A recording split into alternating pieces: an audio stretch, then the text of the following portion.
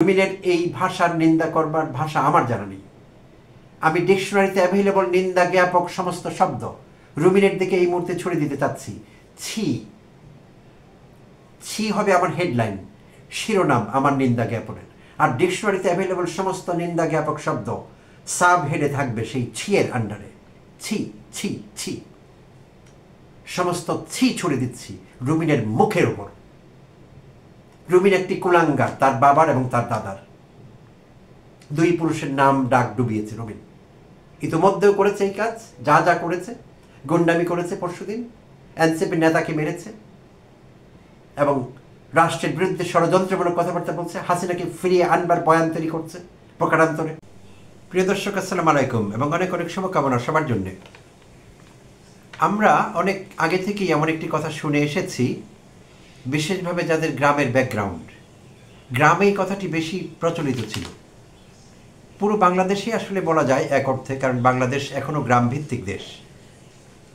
তো আমি ছোটবেলায় অনেকবার শুনেছি কথাটি, যে বিয়ে শাদীর ক্ষেত্রে সম্বন্ধ ঠিক করবার ক্ষেত্রে পাত্র পাত্রী পক্ষকে বলা হতো, উপদেশ দেয়া হতো বা তারা নিজেরা এটি মেনে চলতেন যে পাত্র পাত্রী পক্ষের 3 পুরুষ ভদ্রলোক কিনা সেটি দেখতে হবে।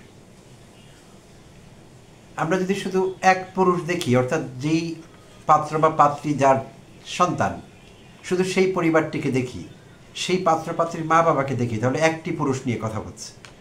তো এক পুরুষকে ভালো দেখা যাচ্ছে আপাত দৃষ্টিতে, নম্র ভদ্র সভ্য সামাজিক মনে হচ্ছে, যথেষ্ট না। দেখতে হবে তার আগের পুরুষ কেমন ছিল, তারা নম্র ভদ্র সভ্য ছিল কিনা। সেইটিও যথেষ্ট না, আরেক পুরুষ পেছনে যেতে হবে, তারা কেমন ছিল। তো বলা হতো 3 পুরুষ ভদ্র হলে সেই পরিবারের সম্বন্ধ করতে হয়। আর বনেদি পরিবার বলতে আমরা যাদেরকে বুঝি, তারা কিন্তু এই বিষয়টি বিশেষভাবে মেনে চলতেন। তো এ থেকে তারা কি বেনিফিট পেতেন বা পেয়েছেন কিনা জানি না, নিশ্চয়ই কোনো কারণ ছিল এইসব কথাবার্তা। তো আমরা এখন বুঝতে পারি আসলে সেই বাণীগুলো বা সেই আদর্শগুলো বা সেই চেষ্টাগুলো পুরোপুরি সফল ছিল বা পুরোপুরি সত্যি ছিল এরকম না। কারণ এরকম অসংখ্য উদাহরণ আছে যাদের 3 পুরুষ ভদ্রলোক বলে মনে হয়েছে, বা অন্তত 2 পুরুষ ভদ্রলোক বলে মনে হয়েছে। তৃতীয় পুরুষে এসে, তৃতীয় জেনারেশনে এসে তারা সেই ভদ্রতা, সেই নম্রতা, সেই সভ্যতা ধরে রাখতে পারেনি বা ধরে রাখতে পারছে না। তাই সম্ভবত সেইটিকে আর স্ট্যান্ডার্ড হিসেবে নেওয়া যাবে না। এখন না, অনেক আগে থেকে নেওয়া বন্ধ হয়েছে। আগের পুরুষ ভালো হলেও উত্তর পুরুষ ভালো হচ্ছে না দেখা গিয়েছে। আগের পুরুষের শিক্ষা দীক্ষা, পারিবারিক ঐতিহ্য, আপব্রিঙিং, এগুলো কিছুই উত্তর পুরুষে প্রভাব ফেলতে পারছে না সেভাবে। তো এই কথা এই জন্যে বলা, আর যাকে নিয়ে কথা বলবো, ইতিমধ্যে থাম্বনেল থেকে আপনারা আইডিয়া পেয়েছেন, রুমিন ফারহানাকে নিয়ে কথা বলবো। গতকালই তাকে নিয়ে ভিডিও করেছি। তো আমার ইচ্ছেই ছিল না যে তাকে নিয়ে আজকে আবার একটি ভিডিও করতে হবে, কিন্তু সিচুয়েশন এরকমই যে করতে হচ্ছে। তো রুমিন ফারহানাকে সবাই জানেন, তিনি বাংলাদেশ হাইকোর্টে প্র্যাকটিস করেন, একজন লয়ার। আর লেখাপড়া করেছেন ঢাকায় হলিক্রস স্কুলে, হলিক্রস স্কুল থেকে এসএসসি, ভিকারুন্নেসা নূর স্কুল থেকে এইচএসসি। নিঃসন্দেহে দেশের ভালো শিক্ষা প্রতিষ্ঠানগুলোর মধ্যে অন্যতম শিক্ষা প্রতিষ্ঠানগুলো। পরবর্তীতে তিনি ইউনিভার্সিটি অফ লন্ডনে পড়াশোনা করেছেন আইন বিষয়ে, লন্ডন ইউনিভার্সিটি বলি আমরা যেটিকে। তারপর তিনি লিঙ্কনস ইন থেকে বারেট ল করেছেন, যেটিকে আমরা ব্যারিস্টারি বলি। ব্যারিস্টারি পড়েছেন লিঙ্কন ইনসে। তো বাংলাদেশের আরও প্রখ্যাত অনেক ব্যারিস্টার বা প্রথিতযশা আইনজীবী, তারাও অনেকে লিঙ্কনস ইন থেকে বারেট করেছেন। তো রুমিন ফারহানাও করেছেন, চমৎকার। তাহলে তার ক্রেডেনশিয়ালস নিয়ে কারো কোনো প্রশ্ন থাকতে পারে না, পারা উচিত না। শিক্ষা দীক্ষার বিষয়টির কথা বলছি, সার্টিফিকেটস, এসবের কথা বলছি, ক্রেডেনশিয়ালস। তো এখন শুধু এইটি নাই, তো তার জেনারেশন তিনি কি করলেন, একটু পেছনে ফিরে যেতে চাইব। একটু তার বিষয়ে প্রাক পাঠ আমাদের দরকার আছে, কারণ একজন কমপ্লিট রুমিন ফারহানাকে বুঝতে গেলে ভালো করে একটু পেছনে ফিরে যাওয়া আমাদের দরকার আসলে। রুমিন ফারহানার দাদা ছিলেন প্রয়াত আব্দুল ওয়াহাব, আর তিনি ছিলেন জেলা রেজিস্ট্রার, ডিস্ট্রিক্ট রেজিস্ট্রার। কম কথা নয়। আমি ধারণা করছি সেটি, হ্যাঁ ধারণা করছি না, আমি নিশ্চিত সেটি ব্রিটিশ পিরিয়ডে, ব্রিটিশ ভারতের কথা। জেলা পর্যায়ের কর্মকর্তা ছিলেন এবং জেলা রেজিস্ট্রার তার পিতামহ বা দাদা। তো নিশ্চয়ই উচ্চশিক্ষিত ছিলেন, এতে কোনো সন্দেহ নেই। না হলে জেলা পর্যায়ের কর্মকর্তা ব্রিটিশ আমলে হতে পারতেন না, ছিলেন তিনি তার আব্দুল ওয়াহাব। আচ্ছা, এইবার রুমিন ফারহানার বাবার কথায় আসি। অলি আহাদ বাংলাদেশের রাজনীতির ইতিহাস নিয়ে কথা বলতে গেলে যে কজন মানুষকে গণ্য করতে হবে, আইকনিক ফিগার বলে গণ্য করতে হবে, তার বাবা কিন্তু তাদের একজন ছিলেন। বাংলাদেশের রাজনীতি জগতের আইকনিক ফিগারদের একজন অলি আহাদ, কম কথা না। যারা সিনিয়র আছেন, আমার কন্টেন্ট দেখছেন, তারা অনেকে বলতে পারবেন অলি আহাদ কে ছিলেন। এখনকার জেনারেশনের অনেকেই পড়াশোনা না করলে তার সম্পর্কে বলতে পারবেন না তিনি কে ছিলেন। অনেকে তার নামও শুনেননি, কিন্তু এখনকার সময় রাজনীতি করছেন কিন্তু অলি আহাদের নাম শুনেননি। এরকমও আমরা বাংলাদেশে অসংখ্য আছেন রাজনৈতিক নেতাকর্মী। তো অলি আহাদ সম্পর্কে বলতে গেলে বলতে হয় তিনি 1928 সনে জন্মগ্রহণ করেছিলেন ব্রাহ্মণবাড়িয়ার বিজয়নগরে। আপনি একটু ধৈর্য রাখবেন প্রিয় দর্শক, আমি আগেই বলেছিলাম যে একটু প্রাক পাঠ আমাদের দরকার আছে কমপ্লিট রুমিন ফারহানাকে পেতে গেলে। শিগগিরই শেষ করব তার বায়োডাটা। তো 2027 বা 28 সালে মতান্তরে তিনি ব্রাহ্মণবাড়িয়ার বিজয়নগরে জন্মগ্রহণ করেছিলেন। 1944 সনে মেট্রিকুলেশন পাশ করেন, প্রথম বিভাগে ফার্স্ট ডিভিশন পেয়েছিলেন। সেটিকে অনেক বিরাট ভালো রেজাল্ট গণ্য করা হতো, খুব কম লোকই তখন প্রথম বিভাগ বা ফার্স্ট ডিভিশন পেতেন। মেট্রিকুলেশন বলা হতো তখন পরীক্ষাটিকে, পরবর্তীতে এটি এসএসসি হয়ে যায়, কিন্তু এখনও আমরা অনেকেই বলি মেট্রিক পাস। সেটি আগের কথা, কিন্তু মেট্রিকুলেশনের সংক্ষিপ্ত রূপই হলো ম্যাট্রিক, আর তার আগে ছিল এন্ট্রান্স মেট্রিকুলেশনের আগে। তো মেট্রিকুলেশনে প্রথম বিভাগে পাশ করেন, ঢাকা কলেজে ভর্তি হন। তো 46 সনে পাশ করে বেরিয়ে যাবার কথা যথারীতি, পারেননি। 1 বছর তার নষ্ট হয়ে যায়, কারণ তিনি ভাষা আন্দোলন নিয়ে কাজ করছিলেন সেই কম বয়সে ছাত্র থাকা অবস্থায়। ফলে তার 46 সনে পাশ করা হয় না। 47-এ তিনি এইচএসসি পাশ করেন, উচ্চ মাধ্যমিক। তো ঢাকা কলেজ থেকে উচ্চ মাধ্যমিক পাশ করে তিনি ভর্তি হন ঢাকা বিশ্ববিদ্যালয়ে। ঢাকা বিশ্ববিদ্যালয়ে তার সময়টি সুখের হয়নি, কারণ সেই ছাত্র আন্দোলন, ভাষা আন্দোলনে তার জড়িত থাকবার কারণে পাকিস্তান সরকারের নির্দেশে ঢাকা বিশ্ববিদ্যালয়ে তাকে 1948-এ 4 বছরের জন্য তাকে নিষিদ্ধ করে, তাকে বহিষ্কার করে 4 বছরের জন্য। তো পরবর্তীতে আমার ঘাটাঘাটিতে আমি আর জানতে পারিনি তার পরবর্তীতে ঢাকা বিশ্ববিদ্যালয় থেকে ডিগ্রিটি নেওয়া হয়েছিল কিনা, আই এম নট শিওর, আমি তথ্য পাইনি। হতে পারে তিনি 48-এ 4 বছর পর ফিরে গিয়ে আবার ডিগ্রি নিয়েছিলেন অথবা নেননি, সেইটি আমার কাছে বড় বিষয় না। তো যতটুকু তার সম্পর্কে জেনেছি যথেষ্ট। আর তিনি রাজনীতি করেছেন তার কন্টেম্পোরারি বা সমকক্ষ বা সমকালীন যারা ছিলেন, তারা ছিলেন হোসেন শহীদ সোহরাওয়ার্দী, শেরে বাংলা একে ফজলুল হক, মাওলানা ভাসানী এবং শেখ মুজিবুর রহমান। এরা ছিলেন তার রাজনৈতিক সমকক্ষ, এদের সঙ্গে তার উঠা বসা এবং রাজনীতি ছিল। তো অলি আহাদ পরবর্তীতে স্বাধীনতা উত্তরকালের দিকে আমি একটু দিকপাত করব। তার ভূমিকাটি ছিল আগাগোড়াই একজন বিপ্লবী মানুষের ভূমিকা, একজন প্রতিবাদীর ভূমিকা। 1971 উত্তর সময়ের কথা বলছি, স্বাধীনতা উত্তর সময়। তখন শেখ মুজিবের শাসন চলছিল বাংলাদেশে। তো তিনি শেখ মুজিবের দমন পীড়ন, নিপীড়ন, কিছুটা স্বৈরাচারী হয়ে ওঠা, এগুলির বিরুদ্ধে তীব্র আন্দোলন গড়ে তুলেছিলেন মাওলানা ভাসানীর নেতৃত্বে। প্রতিবাদী ছিলেন, আগাগোড়া প্রতিবাদ করেছেন বরাবর। শুধু তাই না, তিনি মুজিবের যে 144 ধারা জারি করা এবং সংবাদপত্র বা অন্যান্য স্বাধীনতার উপর হস্তক্ষেপ করা, সেইটির বিরোধিতা করে 28 জুন 1974-এ হাইকোর্টে একটি রিট করেছিলেন। এবং সেই রিটটি তখন শুনানি করছিলেন তখনকার বিচারপতি দেবেশচন্দ্র ভট্টাচার্য এবং আব্দুর রহিম চৌধুরী বিচারপতি। এই দুইজনের দ্বৈত বেঞ্চে সেই রিটটির শুনানি হয়েছিল, অলি আহাদের করা সেই রিট। আর সেই রিট ছিল শেখ মুজিবের 144 ধারা জারি করে সভা সমাবেশ নিষিদ্ধ করা, সেইটির বিরুদ্ধে। এবং যার নাম নিলাম বিচারপতি দেবেশচন্দ্র ভট্টাচার্য, তিনি এখন বেঁচে নেই, অনেক আগেই প্রয়াত হয়েছেন। তো দেবেশচন্দ্র ভট্টাচার্য হলেন এখন যিনি অর্থনীতিবিদ আছেন বাংলাদেশের, দেবপ্রিয় ভট্টাচার্য, তার বাবা, তার প্রয়াত বাবা। তো তেমনি একজন গুণী লোকের সন্তান দেবপ্রিয় ভট্টাচার্য। কিন্তু ইদানিং তার কর্মকাণ্ড রুমিনের সঙ্গে কিছুটা মিলে যাবে। আমি রুমিনকে ব্যাখ্যা করেছিলাম আগের ভিডিওতেও, এখনো করব। রুমিনের সঙ্গে বেশ খানিকটা মিলে যাবে। রুমিনের মতো তিনিও আওয়ামী বয়ান তৈরি করছেন সুকৌশলে অত্যন্ত। তিনিও একজন গুণী ব্যক্তি, তার পড়াশোনা ভালো, ক্রেডেনশিয়ালস আছে প্রশংসনীয়, কমেন্ডেবল, ক্রেডিবল, বাট মনে হচ্ছে আজকাল আওয়ামী বয়ান তৈরি করছেন সুকৌশলে।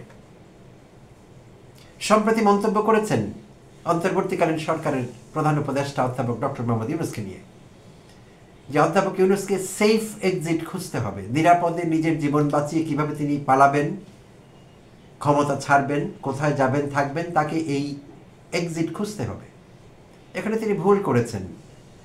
অধ্যাপক ইউনূসকে যখন শেখ হাসিনা আওয়ামী লীগ তাকে নির্যাতন করছিল, তার বিরুদ্ধে মামলা মোকদ্দমা দিয়ে নানাভাবে তাকে উদ্দেশ্য প্রণোদিতভাবে নির্যাতন করছিল, তখন তাকে শুনানির দিনগুলোতে 7 তলা 8 তলায় পায়ে হেঁটে উঠতে হয়েছে।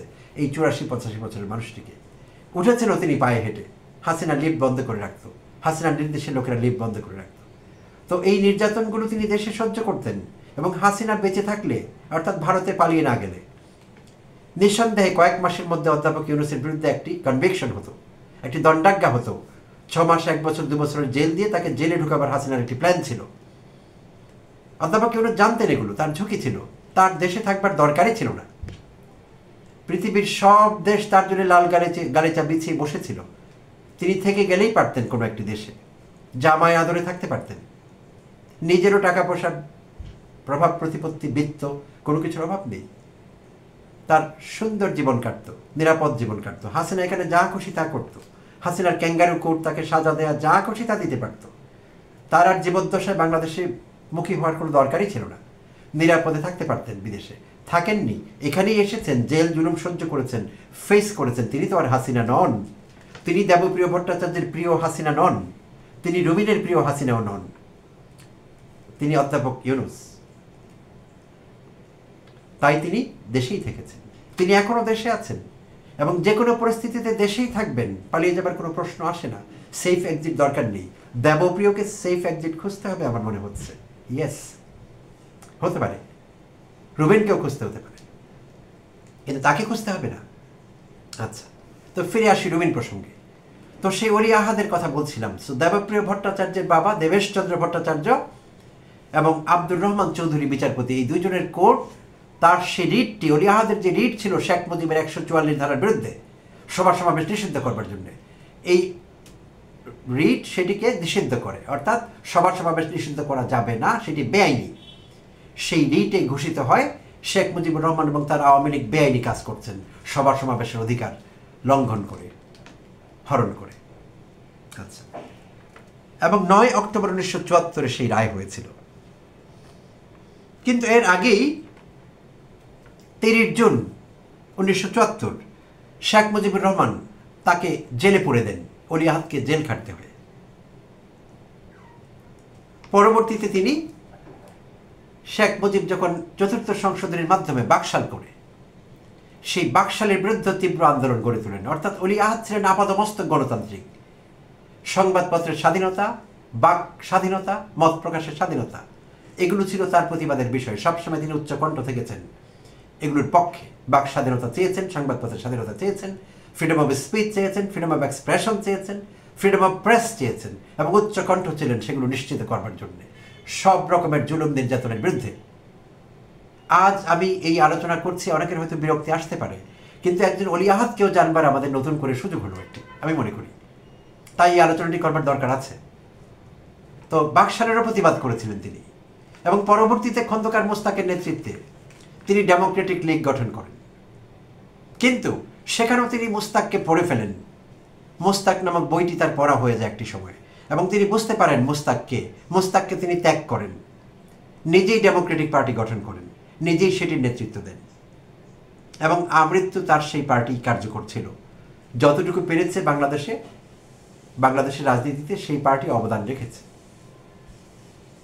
এবং 80-র দশকেও তিনি উচ্চকণ্ঠ ছিলেন সব রকমের জুলুম, নিপীড়ন, স্বৈর শাসন সবকিছুর বিরুদ্ধে। 80-র দশকে সামরিক শাসনের কালগুলোতে তিনি প্রতিবাদী হয়েছিলেন। প্রতিবাদে মুখর থেকেছিলেন, তখনও তাকে জেলে পোড়া হয়েছিল। এবং 90-এর দশকে এরশাদ বিরোধী আন্দোলনে তিনি কিন্তু তার দল তিনি যুক্ত ছিলেন, এবং সেখানে বিএনপির যে 7 দলীয় জোট ছিল তার ডিএল বা ডেমোক্রেটিক লীগ সেই জোটের অংশীদার। এবং তিনি ইত্তেহাদ পত্রিকার, আগের যারা আছেন তারা ইত্তেহাদ পত্রিকা পড়তেন অনেকেই, সো ইত্তেহাদ পত্রিকার সম্পাদক ছিলেন দীর্ঘ সময়। এখন রুমিন ইত্তেহাদ পত্রিকার সম্পাদনা বোধহয় এখনো করছে, রুমিন এইটি প্রকাশনার সঙ্গে বোধহয় জড়িত আছে, আমি ঠিক খোঁজখবরটি জানি না ইত্তেহাদ পত্রিকা এখনো কার্যকর আছে কিনা। রুমিন একটা সময় পত্রিকার হাল ধরেছিলেন। তাহলে বোঝা গেল রুমিন শুধু আইনবিদ না, রুমিন একজন সাংবাদিক এবং সম্পাদকও। এবার আসবো রুমিনের কথায়। কেন রুমিনকে নিয়ে আরেকটি এপিসোড, কেন এত কথা, রুমিনের বাবা দাদাকে টেনে এত কথা কেন বলা হলো? তো এখানে আরেকটি তথ্য দিয়ে রাখি, সেটি হলো 1912-তে এই মহান মানুষটি, এই মহান প্রতিবাদী গণতান্ত্রিক মানুষটি 1912 সালের অক্টোবরে প্রয়াত হন। তিনি শেষ নিঃশ্বাস ত্যাগ করেন। তার আত্মার মাগফিরাত কামনা করছি, তিনি আর বেঁচে নেই।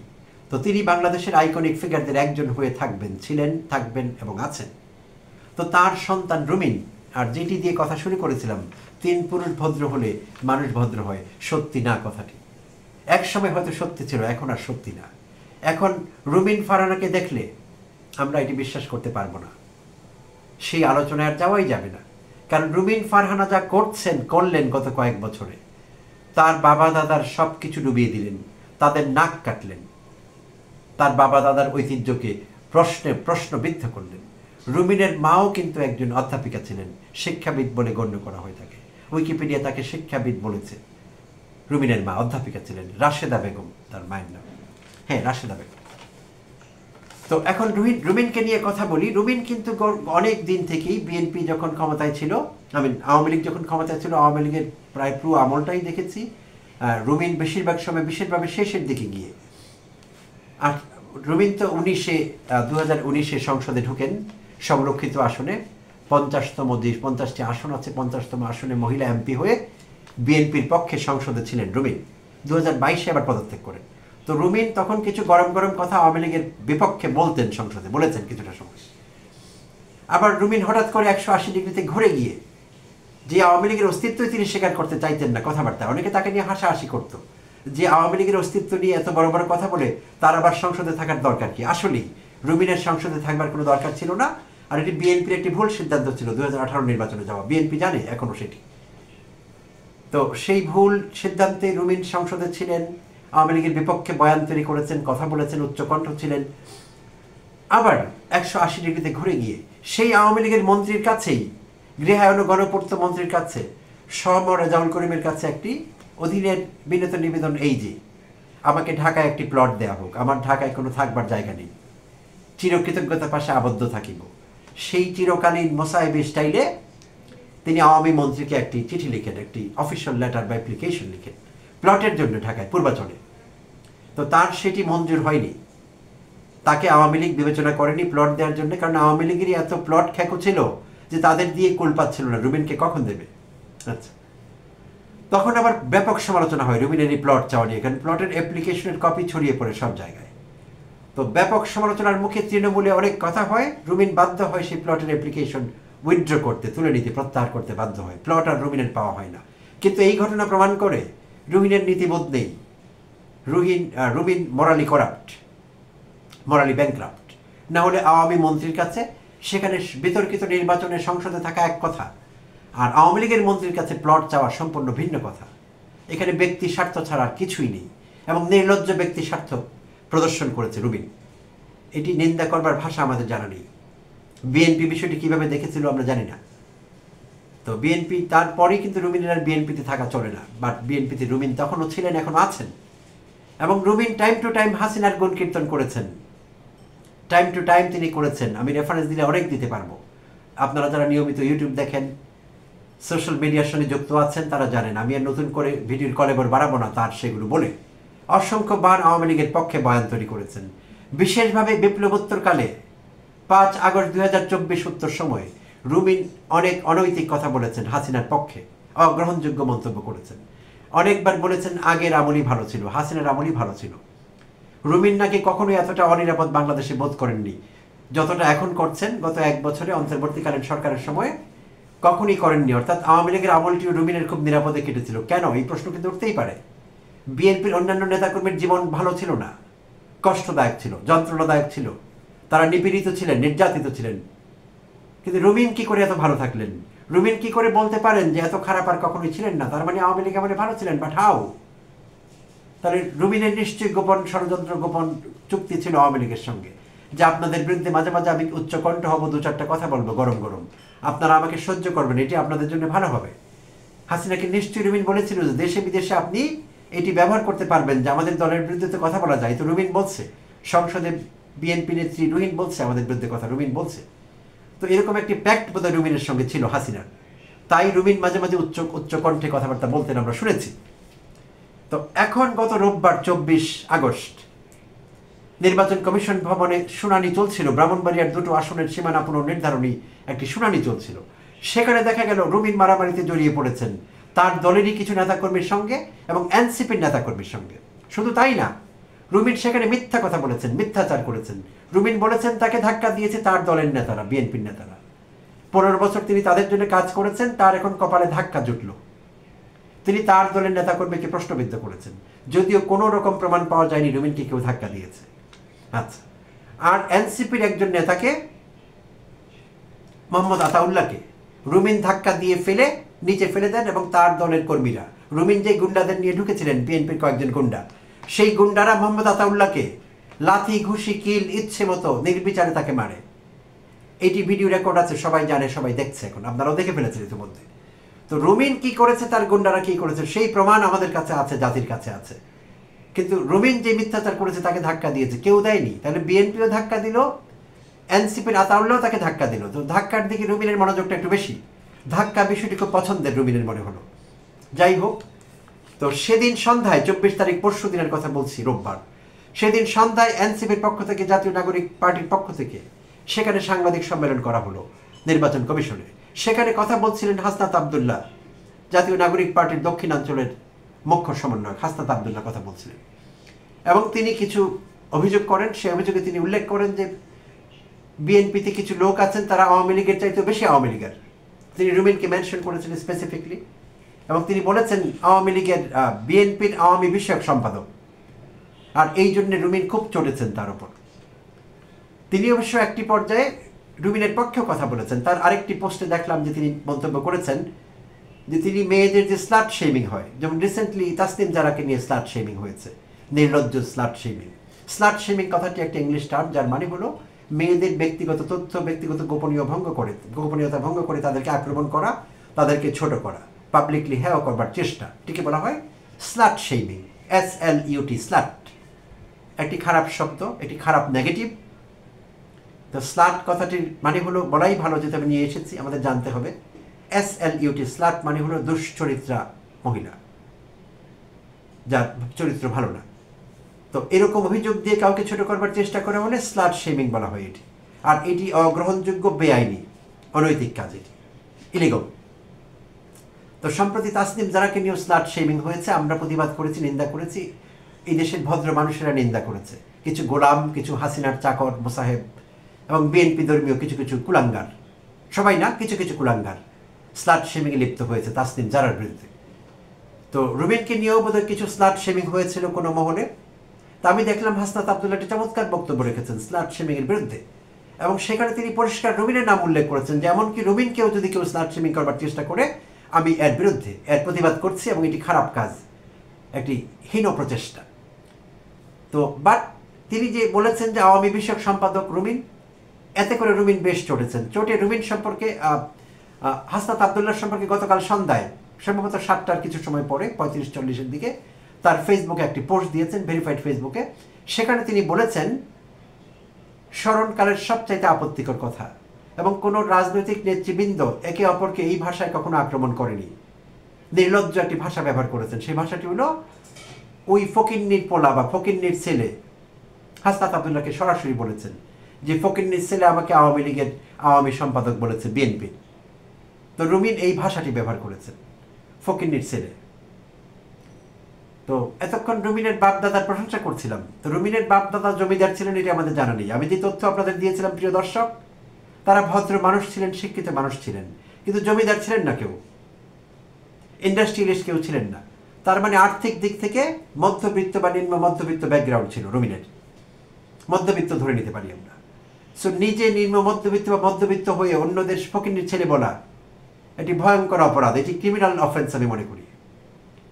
এটি এক্সট্রিমলি ইমোরাল, আনএথিক্যাল, আনঅ্যাকসেপ্টেবল। রাষ্ট্রদ্রোহিতা করছে এবং এখন গুন্ডামিতে লিপ্ত হয়েছে এবং এখন মানুষকে ভার্বালি এবিউজ করবার কাজে লিপ্ত হয়েছে।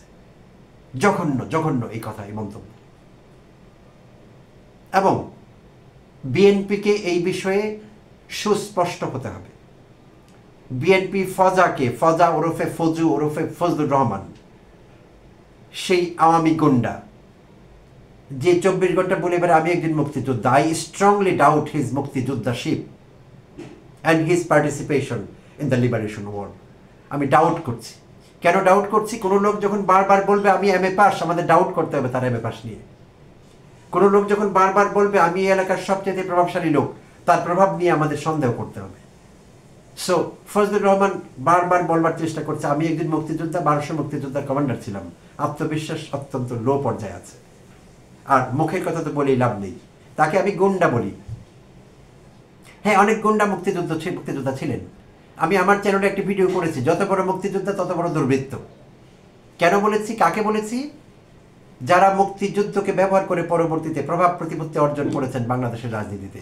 এমনকি আমার দূর সম্পর্কের আত্মীয় স্বজনের মধ্যে পড়ে এমনও দু একজন আছেন, বড় মুক্তিযোদ্ধা ছিলেন, ফজলুর রহমানের মতো কমান্ডার ছিলেন, কিন্তু পরবর্তীতে বড় গুন্ডা হয়েছিলেন, বড় দুর্বৃত্ত হয়েছিলেন, রাষ্ট্রের বড় অঙ্কের টাকা মেরেছেন, বিভিন্ন রাজনৈতিক সরকারের ছত্রছায়ায় শিল্পপতি হয়েছেন।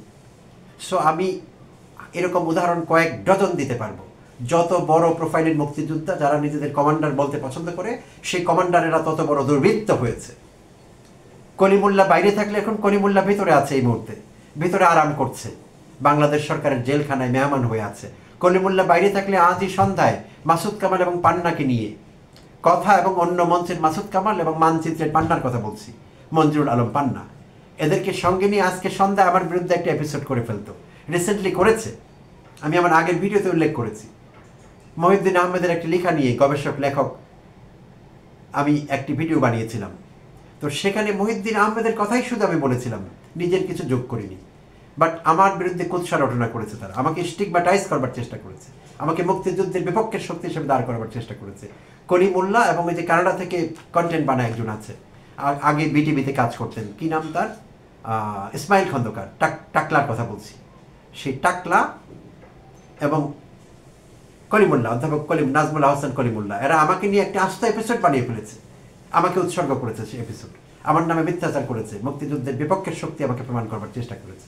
অথচ মুক্তিযুদ্ধের প্রতি এবং মুক্তিযোদ্ধাদের প্রতি আমার সর্বোচ্চ মাত্রার শ্রদ্ধা, ভক্তি, ভালোবাসা আছে প্রকৃত মুক্তিযোদ্ধার জন্য। তিনি একজন কিষাণ হতে পারেন, একজন চাষি হতে পারেন, একজন জেলে হতে পারেন, একজন মুচি হতে পারেন, একজন ধোপা হতে পারেন, তার প্রতি আমার উচ্চ পর্যায়ের ভালোবাসা এবং শ্রদ্ধা আছে। বাট মুক্তিযুদ্ধকে ব্যবহার করে, মুক্তিযুদ্ধের চেতনাকে পণ্য বানিয়ে যারা ব্যবসা করেছে, যারা ধনী হয়েছে, যারা প্রভাব প্রতিপত্তি কামিয়েছে, তাদের প্রতি আছে ঘৃণা এবং থুতু। তাদেরকে আমি ঘৃণা করি, আমি মুক্তিযুদ্ধকে ঘৃণা করি না।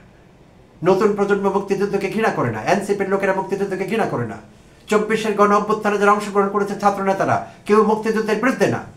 একটি কুচক্রী, অসভ্য, অসৎ মানুষ মহল তাদেরকে মুক্তিযুদ্ধ বিরোধী শক্তি বানাবার চেষ্টা করছে। লাভ নেই, হালে পানি পাওয়া যাবে না। এই গুন্ডামি আমরা নেব না, ওই পণ্য বাংলাদেশে আর বিক্রি হতে দেব না। মুক্তিযুদ্ধ এবং মুক্তিযুদ্ধের চেতনা, এই দুই পণ্য বিক্রি নিষিদ্ধ। কোনো দোকানে এই পণ্য আমরা বিক্রি করতে দেব না। যারা বিক্রি করবার চেষ্টা করবে তাদেরকে আমরা প্রতিহত করব সর্বশক্তি দিয়ে। তাই বলছিলাম যে রুমিন টুবিয়েছে সবাইকে, ভালো বংশের হয়েও, ভালো আপব্রিঙ্গিং পেয়েও রুমিন যেই জায়গায় থাকবার কথা ছিল সেই জায়গায় থাকতে পারেনি। সো বিএনপিকে এখন জায়গাটি পরিষ্কার করতে হবে। বিএনপি কি চায়? বিএনপি যেমন ফজুর ব্যাপারে, এই তথাকথিত মুক্তিযোদ্ধা ফজা, এই ফজার ব্যাপারে বিএনপি কি বসে বসে গজা খাবে, না তার ব্যাপারে চূড়ান্ত কোনো সিদ্ধান্ত নেবে? ভালো যে তারা তাকে শোকজ করেছে, কারণ দর্শা নোটিশ দিয়েছে, ফাইন, যথেষ্ট না। তাকে দল থেকে বহিষ্কার করতে হবে, না করলে আমরা মনে করব বিএনপি ফজাকে দিয়ে এসব কথাবার্তা বলাচ্ছে। দেশের অন্যান্য রাজনৈতিক দল, অন্যান্য রাজনৈতিক নেতৃবৃন্দ, অ্যাক্টিভিস্ট সবাইকে অপমান করাচ্ছে বিএনপি। সে ফজাকে আউট করতে হবে। আপাদমস্তক মুজিববাদী ফজা বিএনপির জন্য কোনো ভালো কিছু ছিল না।